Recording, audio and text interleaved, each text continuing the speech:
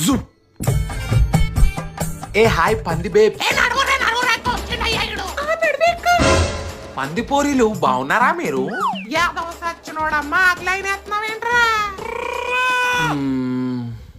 ఎందుకంటే నువ్వు నా గుండెల్లో ఉంటావు.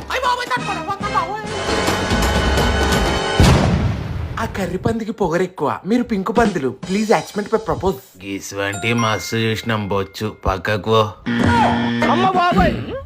ఎక్స్క్యూజ్ మీ పింక్ పప్ప.